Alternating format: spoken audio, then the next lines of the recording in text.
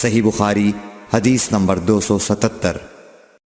حضرت عائشہ رضی اللہ تعالی عنہا نے فرمایا کہ ہم ازواج مطہرات میں سے کسی کو اگر جنابت لاحق ہوتی تو وہ ہاتھوں میں پانی لے کر سر پر 3 مرتبہ ڈالتیں، پھر ہاتھ میں پانی لے کر سر کے داہنے حصے کا غسل کرتیں اور دوسرے ہاتھ سے بائیں حصے کا غسل کرتیں۔ صحیح بخاری حدیث نمبر 278۔ نبی کریم صلی اللہ علیہ وسلم نے فرمایا، بنی اسرائیل ننگے ہو کر اس طرح نہاتے تھے کہ ایک شخص دوسرے کو دیکھتا، لیکن حضرت موسیٰ تنہا پردے سے غسل فرماتے۔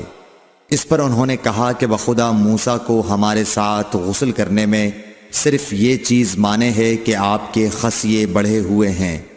ایک مرتبہ موسیٰ علیہ السلام غسل کرنے لگے اور آپ نے کپڑوں کو ایک پتھر پر رکھ دیا، اتنے میں پتھر کپڑوں کو لے بھاگا اور موسیٰ بھی اس کے پیچھے بڑی تیزی سے دوڑے۔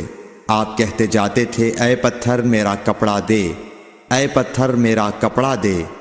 اس عرصے میں بنی اسرائیل نے موسیٰ علیہ السلام کو ننگا دیکھ لیا اور کہنے لگے کہ بخدا موسیٰ کو کوئی بیماری نہیں، اور موسیٰ علیہ السلام نے کپڑا لیا اور پتھر کو مارنے لگے۔